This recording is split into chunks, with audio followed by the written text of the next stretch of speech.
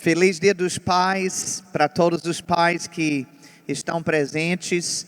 Nós tivemos um final de semana intenso, né, lá em Itabaiana, mas foi maravilhoso e é muito bom ver o que Deus está fazendo no nosso estado. E só vai melhorar, viu? Rapaz, o negócio já tá bom, mas ainda vai melhorar, ainda vai multiplicar e você faz parte disso, sabia? Que essa não é uma visão que Deus deu apenas para o apóstolo Der, mas todos nós estamos envolvidos nisso. É por isso que a gente celebra, né, o que Deus está fazendo. Mas hoje eu quero ministrar para vocês numa ocasião propícia para isso, que é Dia dos Pais, é o dia que é reconhecido essa homenagem para os pais. E eu quero falar sobre paternidade em 3 esferas, tá? Essa primeira esfera é a paternidade divina. Eu quero falar um pouco sobre isso em Mateus capítulo 6, versículo 9. Eu queria que você abrisse na sua Bíblia, em Mateus capítulo 6, versículo 9, e vamos falar sobre a paternidade divina.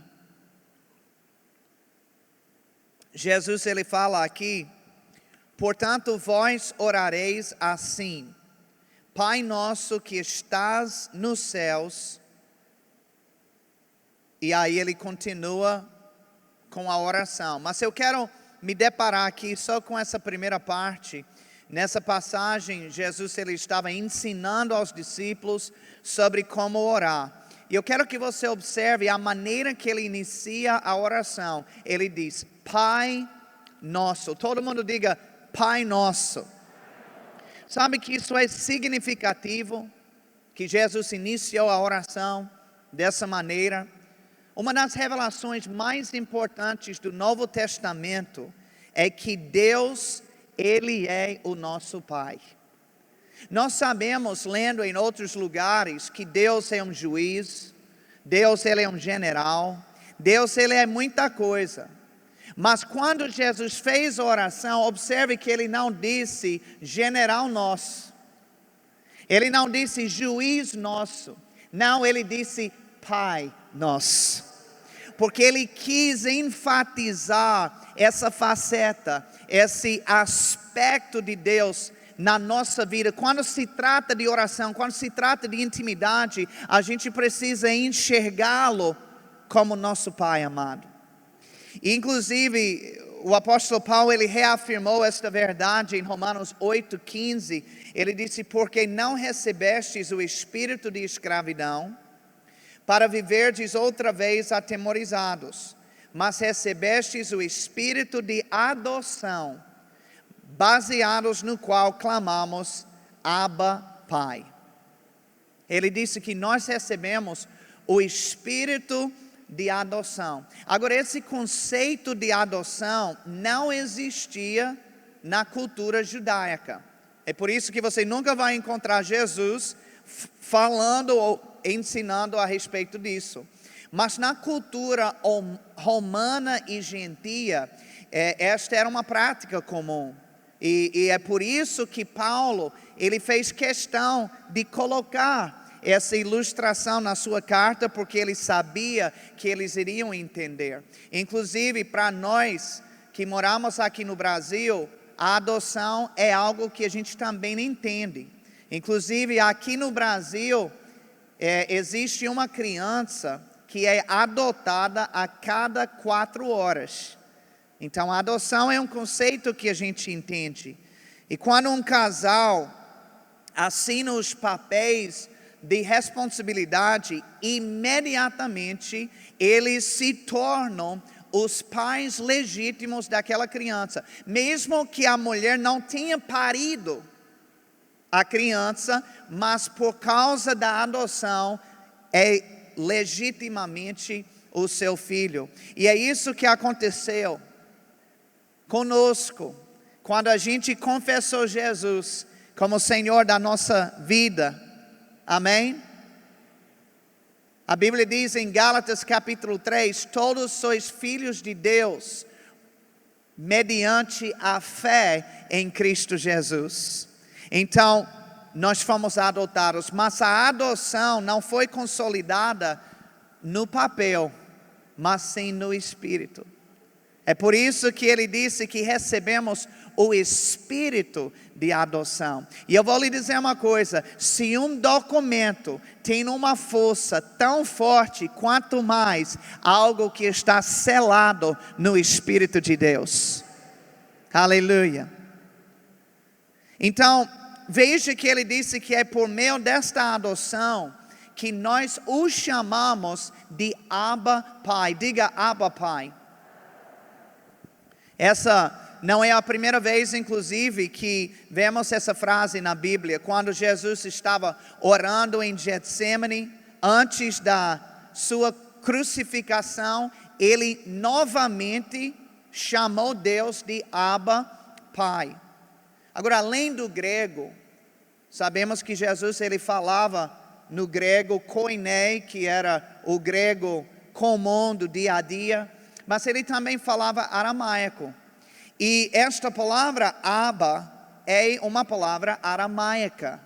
Inclusive, para o americano, Abba Pai seria o equivalente de dizer daddy. Para o brasileiro seria o equivalente de dizer painho. Alguém aqui chama seu pai de painho? Né? Uma pessoa. Tá bom. Eu vou fingir que é verdade. Então, Abba Pai é justamente uma forma íntima e carinhosa de abordar Deus.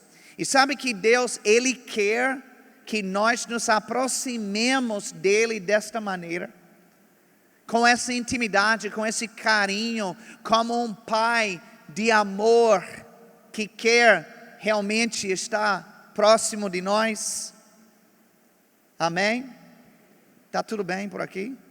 Ok.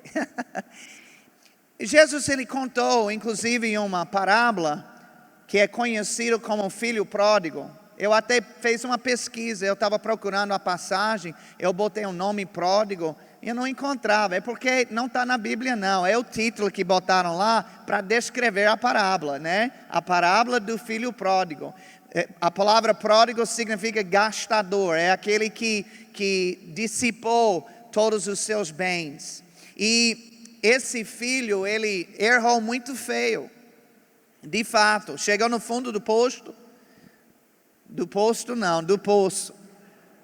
Chega no fundo do poço, mas quando ele caiu em si, ele desejou voltar para a casa do seu pai, mas ele queria voltar em outra condição.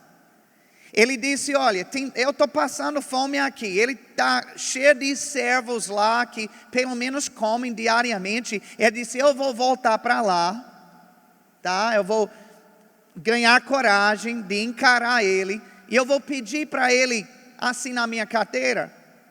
Eu vou pedir para ele deixar eu ser empregado dele, um funcionário. Pelo menos assim eu como. Ele não queria estar na condição de filho mais. Por quê? Porque ele estava envergonhado. Inclusive ele disse para o pai, ele disse, eu não sou digno de ser chamado de filho teu. E sabe que esse é muito comum, esse sentimento. Às vezes pessoas se sentem mesmo indignas por causa de uma besteira que fez, por causa de um erro que cometeu. Mas eu quero lhe dizer uma coisa, que ser filho ou não é baseado em sentimentos. Não é baseado, inclusive, em comportamento. Quem aqui tem filhos?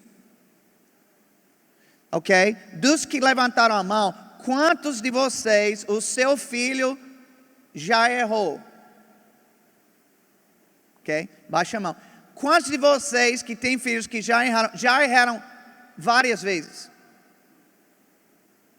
Ok? Por favor, não diga quanto. Na verdade é como as estrelas do céu, né? É incontável. Mas o que é que acontece? Quantos de vocês agora, cujos filhos erraram, você já jogou fora de casa?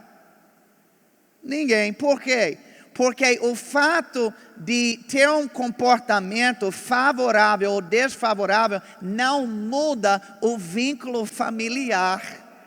Assim nem na dimensão natural e assim nem na dimensão espiritual. Você pode acordar não se sentindo digno de ser chamado filho, mas Deus vai te chamar filho do mesmo jeito. Inclusive é interessante o comportamento do pai, porque essa figura de pai que Jesus dá na parábola é para representar o Pai Celestial. Parece que ele estava ignorando o filho. O filho dizia, não, mas o senhor não está entendendo, eu quero ser servo. Ele diz, ei, chame aí, a gente vai fazer uma festa agora. Não, meu pai, mas eu estou te dizendo que eu não sou digno de ser. Ei, traga aquele anel que eu vou botar aí, a sandália boa. Não é havaiana não, eu vou botar a boa nele. Então ele está falando, ele não está ouvindo. Deixa eu dizer uma coisa, quando você fica dizendo eu sou um verme, eu não sou digno, Deus não está nem te escutando. Ele está ignorando tudo isso, está dizendo, ei gente, chame as coisas. Ele já vai abrir os olhos, ele vai saber que eu amo, independente do que ele faz ou deixa de fazer. Ele é meu filho amado. E eu sou o seu pai. Aleluia. Não é maravilhoso isso? Diga comigo, Deus é o meu pai. É gostoso isso, né? E sabe que há pessoas que não têm muita dificuldade, talvez, de ver Deus como o pai, nessa figura. Mas tem dificuldade de enxergá-lo como um bom pai. Por quê? Porque talvez elas mesmas tiveram más experiências em casa. Né? Nem sempre você encontra um lar equilibrado, onde a família é estruturada. Às vezes tem um pai abusivo, promíscuo, alcoólatra, com vários problemas, mas nós nunca podemos interpretar o caráter de Deus baseado nas experiências dos nossos pais.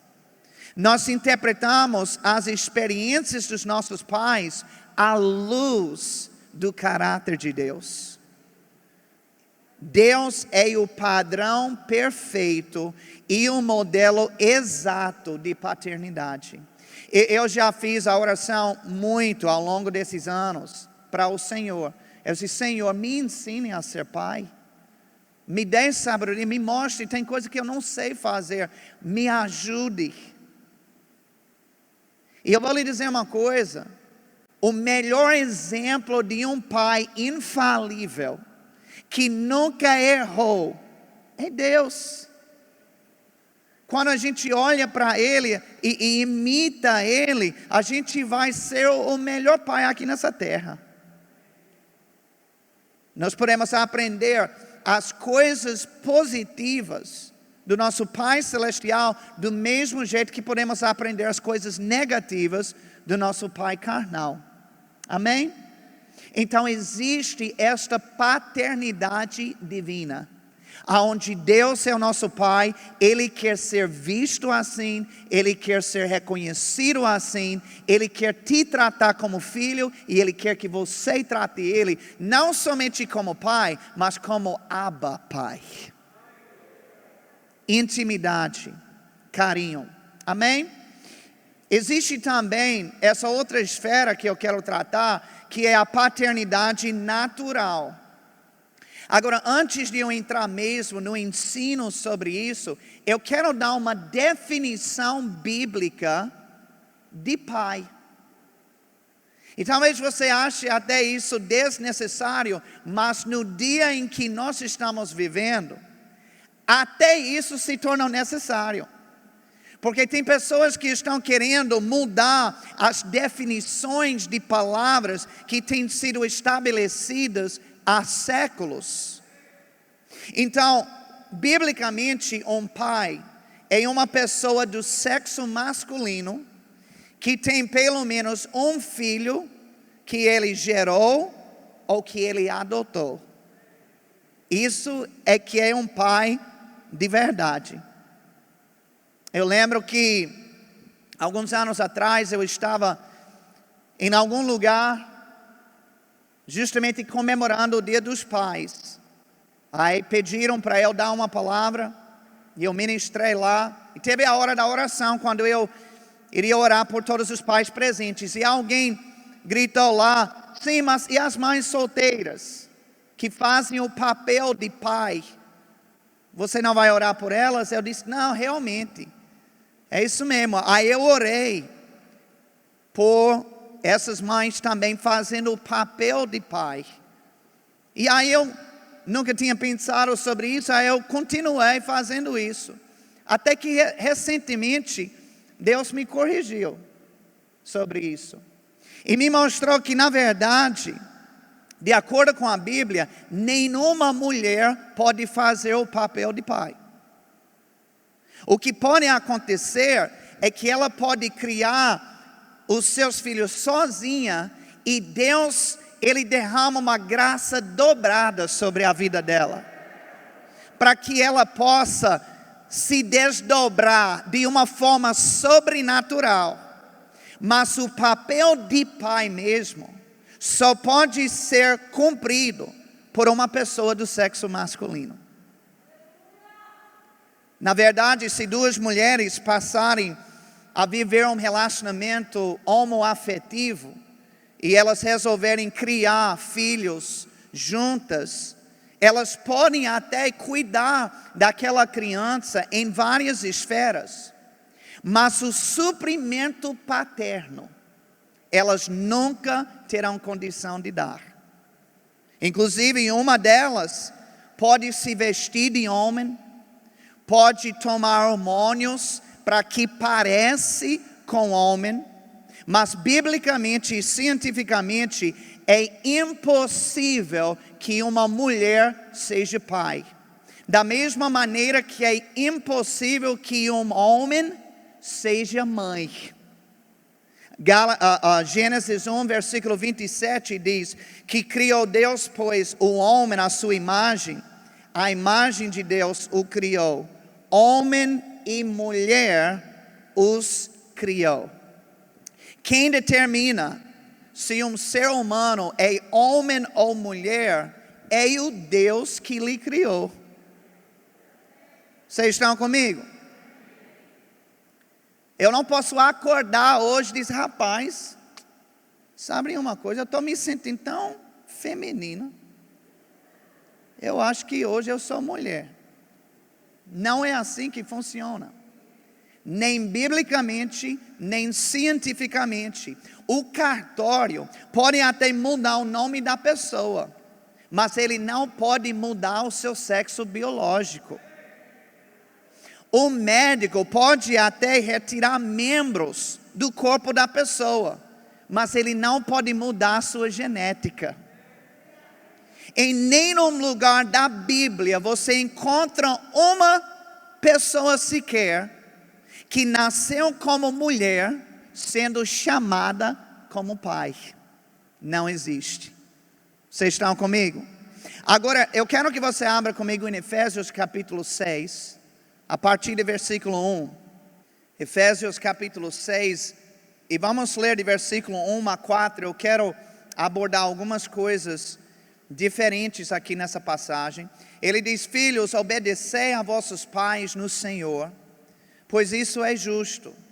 Honra a teu pai e a tua mãe, que é o primeiro mandamento com promessa, para que te vá bem e sejas de longa vida sobre a terra. E vós, pais, não provoqueis vossos filhos a ira, mas criai-os na disciplina e na admoestação do Senhor. Então veja que a Bíblia dá instrução, tanto sobre como filhos devem agir com seus pais, como também sobre como os pais devem se relacionar com seus filhos. E Paulo diz que os filhos devem obedecer aos pais no Senhor. Isso é importante. Todo mundo diga comigo: no Senhor. Agora deixa eu te dizer o que isso não significa. Isso não significa que se os pais da pessoa não forem convertidos, não são crentes, então o filho já não precisa obedecer, porque eles não estão no Senhor. Não é isso que ele está dizendo. Mesmo se os pais são incrédulos, o filho que é crente, ele precisa obedecê-los. A única exceção é se os pais mandarem fazer algo que é fora da vontade de Deus. Por exemplo, existem pais que incentivam os seus filhos a pegarem as meninas, de tirar casquinha, né? Porque eles têm a mentalidade que homem que é macho mesmo, aí ele pega as mulheres, e quanto mais, melhor. É como se fosse uma pontuação. Vocês estão comigo? Existem pais que ensinam aos seus filhos a burlarem a lei, a sonegar impostos, a fazer outras coisas desse tipo.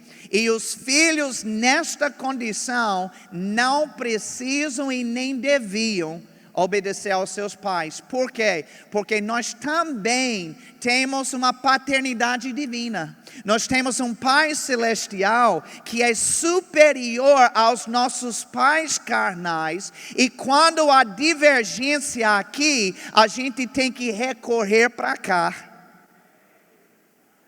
Amém? Então essa frase, obedecer no Senhor, pode ter uma outra conotação também. Às vezes há pais que são muito difíceis de lidar. Infelizmente nem todo pai é renovado, consagrado. Às vezes tem um temperamento complicadíssimo. Um pai iracundo, explosivo, parecendo um baiacu. Bipolar. Olha, tem cada situação por aí. E não é fácil você lidar emocionalmente numa situação desse.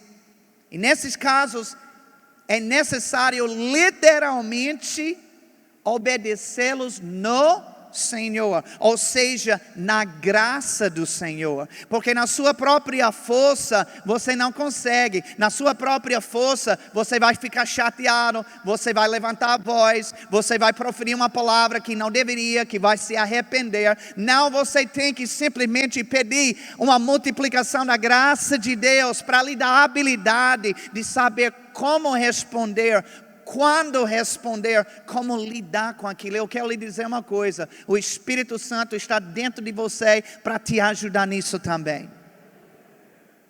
Diga no Senhor. Agora em versículo 1, Paulo ele fala sobre obediência.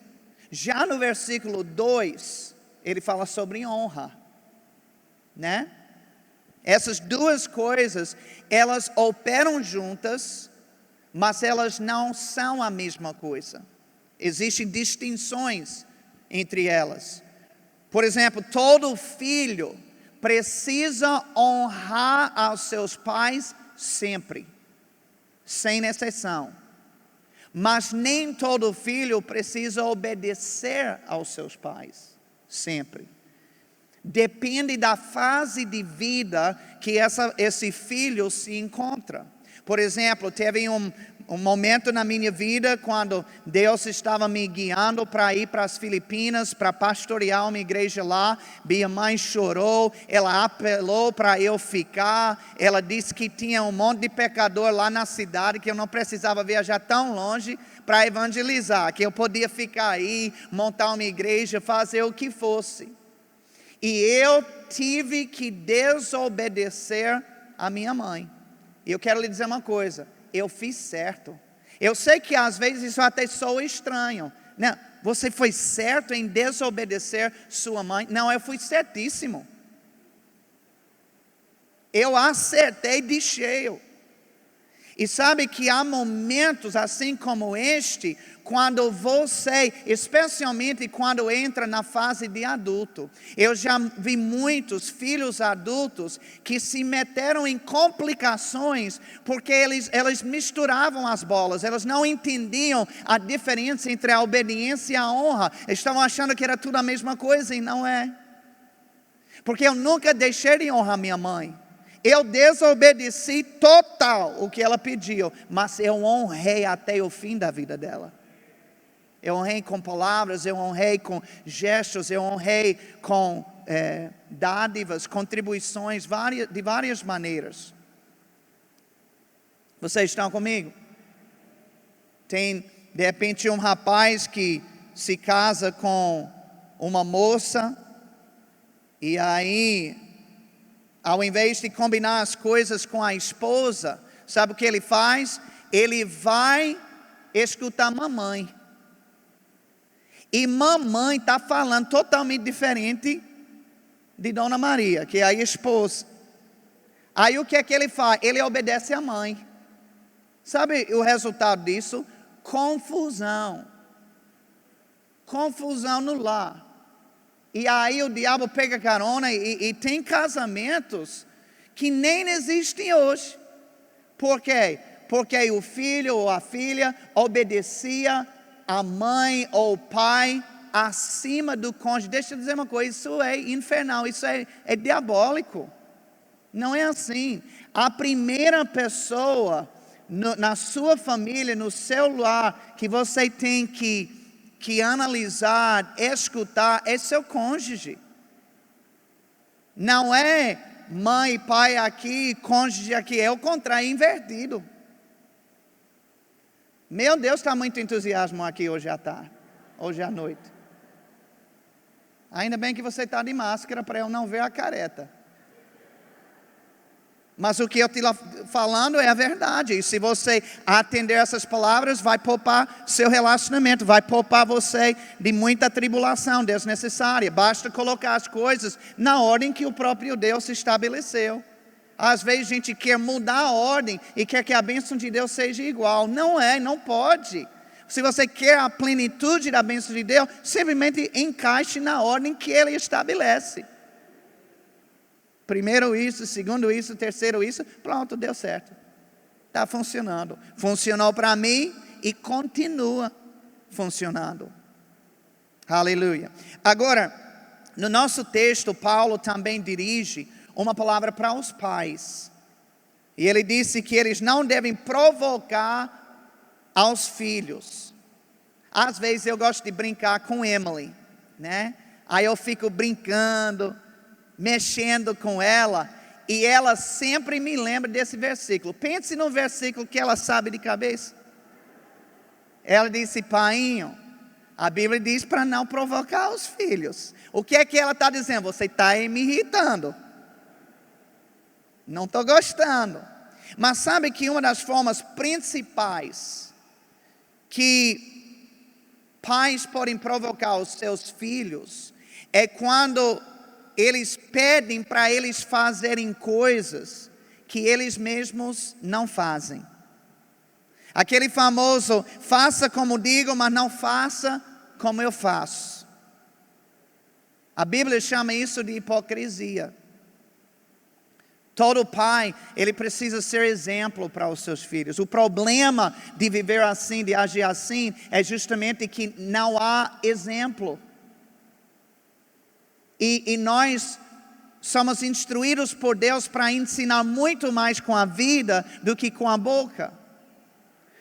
Não falta professor de boca, agora é escassa a quantidade de gente que ensina com a vida. E esse é o maior, mais forte tipo de ensino que existe. Precisamos ser exemplos. É por isso que ser pai gera mais responsabilidade. É como você andar de bicicleta. Se você tiver um acidente, você se machuca, mas só você. Mas se você começar a dirigir um carro, e você tiver um acidente, agora você machuca você e mais 2, 3 pessoas que estão lá dentro. E se você tem uma família grande que precisa de uma Kombi, quem aqui tem um monte de filho? Aí o acidente é maior ainda. O que eu quero dizer? A sua os seus acertos vão respingar sobre eles, mas os seus erros também vão respingar. E a nossa responsabilidade é grande de ser um exemplo digno de ser seguido, digno de ser imitado pelos filhos, modelando o comportamento correto. Eu quero que você pare para pensar um pouco sobre isso. Será que a maneira que eu estou levando a vida é um bom exemplo para os meus filhos? Se não for, então você tem tempo para fazer ajustes. Graças a Deus, Ele perdoa, né? Ele ajuda, mas em algum momento a gente tem que tomar uma posição e dizer, não, chega, eu tenho que ajustar isso, eu não quero que meus filhos repliquem isso que eu falo, isso que eu faço. No nosso texto, Paulo disse que quem tem que criar os filhos, ele disse, são os pais. Não é a babá, não é a tia ou a avó, não é a professora da escola e nem a professora do departamento infantil. A criação dos filhos não pode ser terceirizado. Biblicamente tem que ser feito pelos pais. E Paulo, ele também ensinou como devemos criá-los. Ele disse 2 coisas importantes. Ele disse disciplina e admoestação. Eu quero ler esse mesmo versículo 4 na nova tradução na linguagem de hoje, que diz assim: pais, não tratem os seus filhos de um jeito que faça com que eles fiquem irritados. Pelo contrário, vocês devem criá-los com a disciplina e os ensinamentos cristãos. Veja, é muito importante que a criação dos filhos tenha a combinação dessas 2 coisas. Não pode ser apenas um, mas os 2. Se for apenas um, pode até criar mais dano do que bênção. Por exemplo, se os pais disciplinarem os seus filhos sem o ensino, então os filhos podem ficar confusos e revoltados. Mas se ensiná-los sem disciplina, então eles podem se tornar rebeldes. Então é fundamental que a criação dos filhos envolva estas 2 coisas. É no ensino que o filho aprende o caminho do Senhor. E é no ensino que ele obtém as explicações sobre por que ele não deve fazer certas coisas. Ou seja, eu não vou apenas disciplinar. Não. Eu vou lhe mostrar por que você não deve fazer isso. O ensino é importante. E é na disciplina que o filho, ele aprende as consequências da desobediência, que também é importante. Para ele não crescer achando que pode desobedecer qualquer homem, qualquer coisa, e não vai ter penalidade nenhuma, uma cultura de impunidade. Não, o salário do pecado é a morte. Toda desobediência tem consequência. Então existem, inclusive, disciplinas mais apropriadas dependendo da fase do filho. Por exemplo, quando o filho é pequeno, o tipo de disciplina apropriada é um tapa no bumbum. Inclusive Deus, quando Ele criou, quantos sabem que Deus criou o seu bumbum? Sabia disso, que não simplesmente apareceu? Agora eu sei que Ele caprichou mais em alguns do que em outros. Mas de todo jeito, Ele deixou todo o bumbum um pouco mais acolchoado, porque Ele já sabia. Ele estava preparando o terreno para o que havia de vir.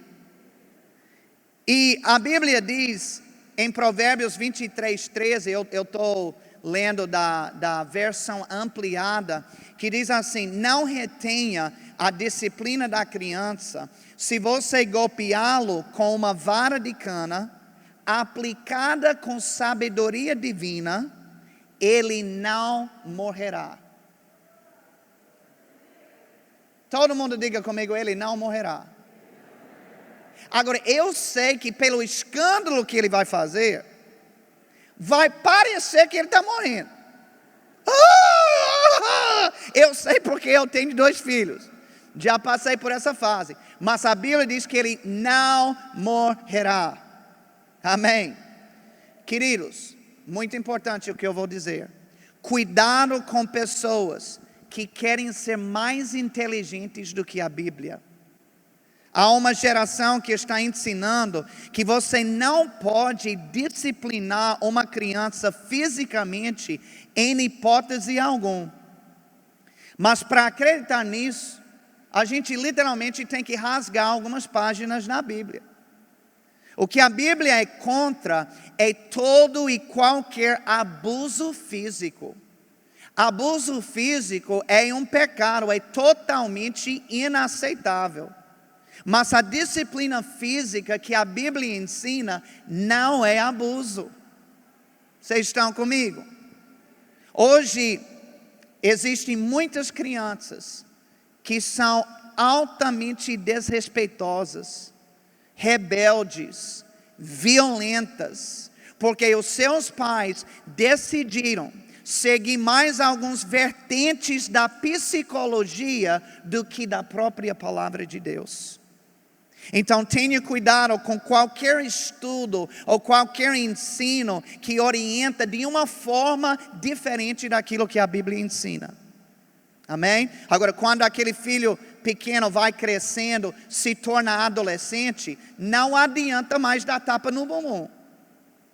Não adianta. Até porque o filho já está maior do que a mãe. Ele pode botar a mãe no braço. Ele vai ficar rindo daquele tapinha. Eu lembro porque minha mãe tentou. Minha mãe era desse tamanho. Mais ou menos do tamanho de Tereza. Oh, coitada. Imagine Tereza correndo atrás de Beto para dar um tapa no bumbum. Que ridículo. Agora, tire o celular dele para ver. Não de Beto, eu digo do adolescente. Beto até gostaria de tirar o celular porque ele não precisa trabalhar. Essa geração foi criada à base da tecnologia e muitos estão totalmente dependentes dela. Tirar o celular de uma adolescente é pior do que uma surra bem dada. Se você quer mexer com ele, tira o celular para você ver. Agora, todo ato disciplinar que acontecer, é importante ensinar a palavra de Deus junto com a disciplina. Tem que estar casado. A disciplina resolve o erro daquele momento.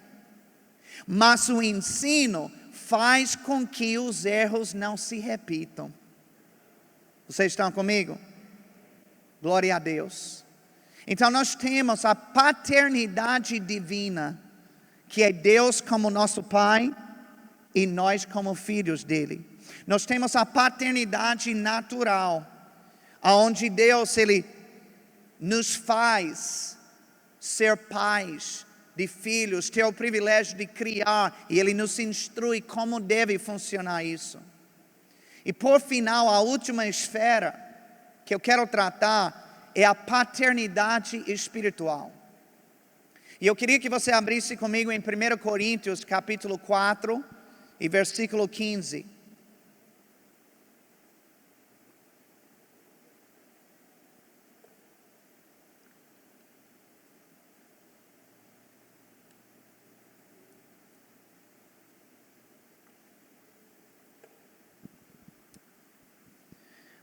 Primeiro Coríntios capítulo 4, versículo 15, diz assim: porque ainda que tivesseis milhares de preceptores em Cristo, não teríeis, contudo, muitos pais. pois eu pelo Evangelho vos gerei em Cristo Jesus.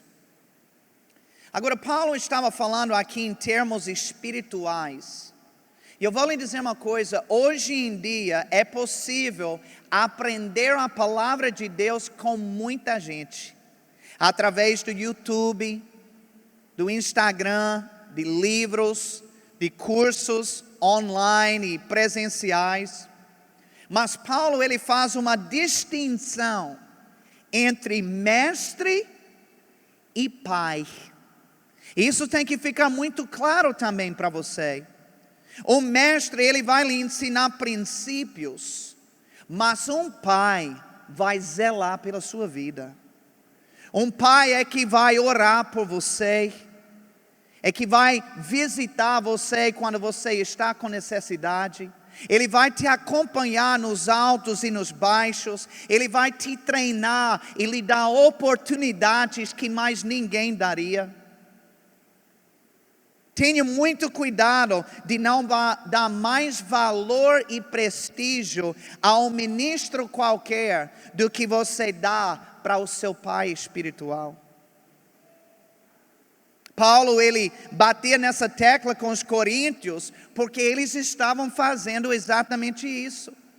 Eles davam um moral e um respeito a pessoas que nem tinham tanto afinco com eles, enquanto tratavam o seu próprio pai espiritual com desprezo. Você sabia que Paulo, ele plantou a igreja em Corinto? E se ele não começasse a trabalhar fabricando tendas, ele teria passado fome. A igreja que ele salvou, que ele plantou, que ele regou e amadureceu e discipulou, iria deixar o cara morrer de fome na frente deles. Que falta de respeito, que desonra é essa? Foi tão grande que Paulo teve que falar com eles, mostrar que esse procedimento é errado, que esse povo que você está tanto elevando, porque talvez tem eloquência no falar, eles esteve na sua casa como eu. Quando você estava lá no fundo do poço, eles estavam lá, quem estava lá? Não era eu. E quem lhe apresentou o evangelho foi eles? Não, não fui eu, não foi?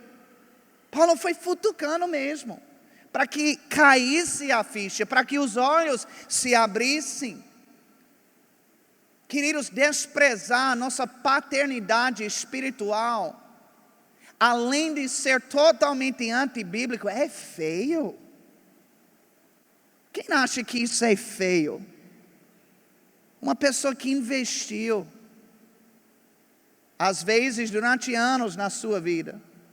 Eu fico impressionado. Eu não tenho problema.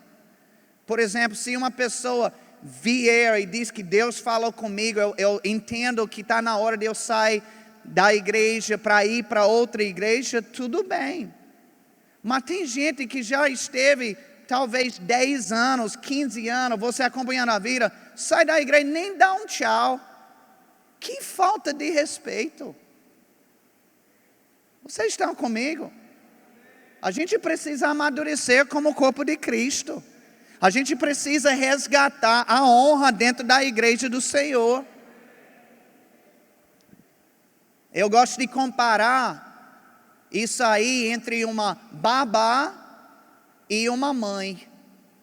Sabe que uma babá e uma mãe podem cuidar da mesma criança, mas há muitas diferenças entre o sentimento que existe em cada uma.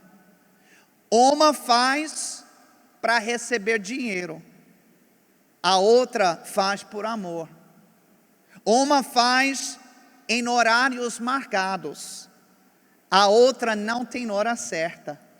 Até de madrugada está ali, se for necessário. Uma pode largar a criança quando quiser, mas a outra tem um compromisso vitalício com ela. Sabe que isso descreve muito bem a diferença entre um ministro da palavra e um pai espiritual. Queridos, eu sou o seu pastor, o seu apóstolo, mas eu quero que vocês entendam que eu tenho o meu próprio pai espiritual.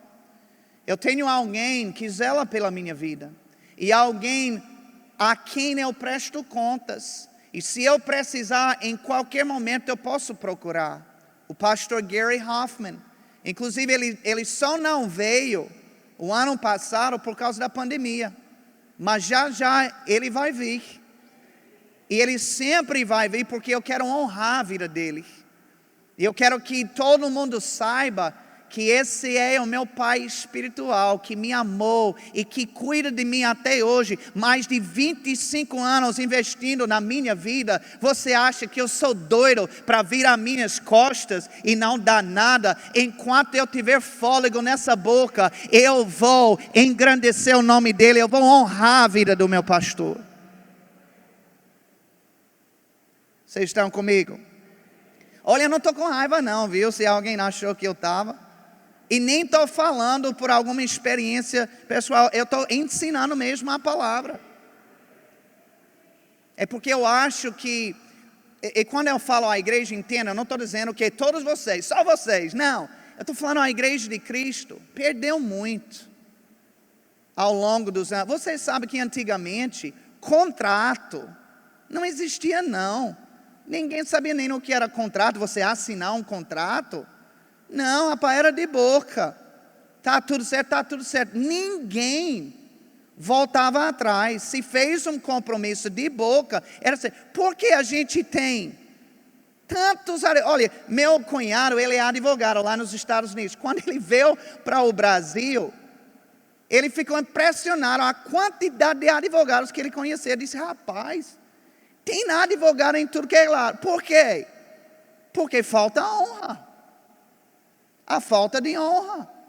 Tem que ter tantos processos, tantos contratos, porque pessoas não cumprem. Oh, aleluia. Meu Deus está quieto aqui hoje à noite. Mas eu gosto assim também. Eu sei que está entrando, amém? Mas sabe, queridos, que espiritualmente... não é diferente. Deus, Ele quer que a gente sempre, e eu quero chamar o grupo de louvor já. Esse ponto que eu vou falar agora é importante também. Meu filho, eu tenho, para quem não sabe, né, eu tenho um filho, um homem, hoje ele está nos Estados Unidos, e ele inclusive mandou uma mensagem para mim, me desejando feliz Dia dos Pais. Mas você sabia que um dia meu filho também vai se casar e ele também vai ter os próprios filhos dele. E espiritualmente, queridos, não é diferente. Deus, Ele quer que a gente sempre honre os nossos pais espirituais, mas Ele também espera que nós nos tornemos pais espirituais na vida de outras pessoas. Aí eu pergunto a você, quantos filhos na fé você tem gerado? E outra coisa, das pessoas que você já ganhou para Cristo, quantas delas você tem discipulado como um pai espiritual, até que aquela pessoa fique estabelecida na fé? Porque eu vou lhe dizer uma coisa, é muito fácil você dar uma mensagem de Jesus para alguém, orar com ela, com essa pessoa, o plano de salvação, e ela aceitar Cristo. Mas depois, você liga, você visita, você acompanha. Você sabe que no Brasil, se uma mulher desse à luz a uma criança e depois colocasse na porta da casa de alguém, isso é crime. Se descobrir, vai preso. Mas espiritualmente, os irmãos estão fazendo isso direto. Até ora com a pessoa aceita Jesus, até dá o testemunho, mas nunca mais fala. O que é que está faltando? Paternidade espiritual. discipular, cuidar. Esse é um ponto que eu tenho enfatizado com a nossa liderança, e eu vou falar até eles ficarem enjoados. Porque eu sei que essa é a palavra de Deus para esse momento. A gente precisa melhorar nisso. Sabe que ser líder não é só ter um grupo de subordinados abaixo de você, mas é cuidar, discipular, consolidar essas pessoas como um pai faz com seu filho. Às vezes pessoas querem posições de liderança sem saber o que é. Elas querem o destaque e a atenção que a posição atrai, mas elas não querem que ter responsabilidade ou trabalho dentro daquilo. A gente vê às vezes, quando sabe que no natural fazer filho é bom, não é? É gostoso. Fazer filho, quem já fez filho e não gostou? Agora o pós dá um trabalhinho, não é verdade? Sabe, uma pessoa que tipo quer uma posição de liderança, quer uma responsabilidade, mas não quer trabalho. Isso seria a mesma coisa de dizer, olha, eu quero ter filhos, mas eu não quero que acordem de noite. Eu quero filhos, mas eu não quero que façam nem cocô nem xixi. Olha, eu quero filhos, mas eu não quero que eles chorem. Na verdade, essa pessoa não quer filho, ela quer um boneco. Porque filho dá trabalho. É um trabalho recompensador, é um trabalho que vale totalmente a pena, mas é trabalho. Quem aqui tem filhos, mais uma vez? Dá trabalho ou não dá? Eu vou lhe dizer, as únicas pessoas que dizem que filho não dá trabalho são as pessoas que não têm filho. Amém? Porque de fato é. E espiritualmente, queridos, não é diferente. Se tornar pai espiritual de alguém requer esforço, requer responsabilidade, mas é um investimento e um desgaste que vale totalmente a pena. Ver a pessoa salva, andando em Deus, frutificando, tudo porque você estava lá, investindo na vida dela. Quinta-feira, a gente, lá em Itabaiana, eu dei o apelo, 14 pessoas aceitaram a Cristo. Aleluia. É coisa maravilhosa, amém? Você recebeu algo de Deus hoje à noite? Fique em pé, por favor. Glória a Deus. Deus, Ele quis ensinar a igreja hoje à noite. E meu Pai, eu quero te agradecer pela oportunidade de ensinar a tua palavra, cada uma dessas esferas de paternidade, Pai. Minha oração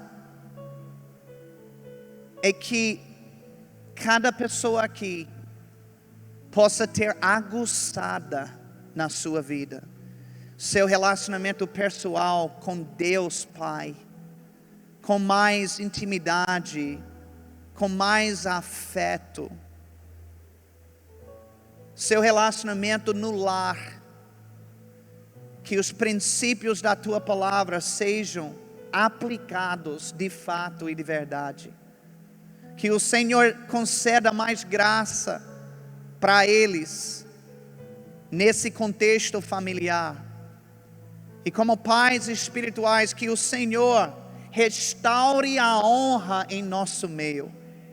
Pode até não ter em muitos lugares, mas nesta igreja, nesse ministério, que haja honra dobrada.